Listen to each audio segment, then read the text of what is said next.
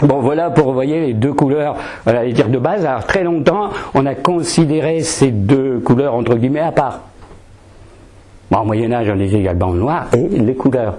C'est après la Renaissance qu'on a toujours mélangé toutes les couleurs, quoi. Hein? Et quand on dit, je vois un film en noir et blanc, vous voyez tout de suite qu'il n'y a pas de couleur. En gros, un film en noir et blanc, c'est le sans couleur. Puis après, il y a eu la couleur. C'est pareil à la télé. Hein. On a connu la télé en noir et blanc. Puis après, il y a eu la couleur. Il y a bien une séparation. Un avant et un après. Le pas coloré.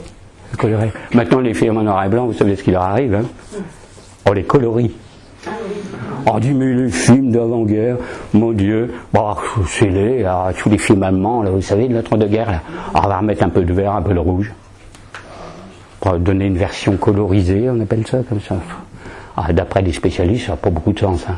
Surtout que les couleurs qui sont trouvées pour le colorier, jamais c'est comme il faut, quoi. Bon, vous voyez. Alors, donc on en vient aux couleurs proprement dites, ce qu'on pourrait vraiment appeler la couleur. Bon, l'une des plus tape à l'œil et des plus sensationnelles, c'est le rouge. Ça, toutes les civilisations devraient le rouge, puisque même à la préhistoire, on avait le rouge. Alors le rouge, pourquoi c'est célèbre? C'est la couleur du feu, c'est la couleur du sang, c'est la couleur de la vie. Qui est rouge, c'est le sang, donc c'est la vie. Alors c'est bien sûr très très important. On va dire aussi, négativement, c'est le feu de l'enfer. Mais bon, puisque les flammes sont plus ou moins rouges, un mélange de rouge, de jaune et de violet, mais enfin bon, hein, etc. Donc le rouge.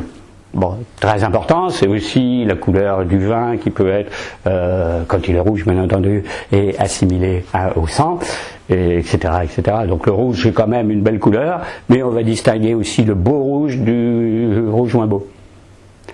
C'est-à-dire qu'il y a le rouge étincelant, vermillon, c'est considéré comme le beau rouge, par contre le rouge carmin,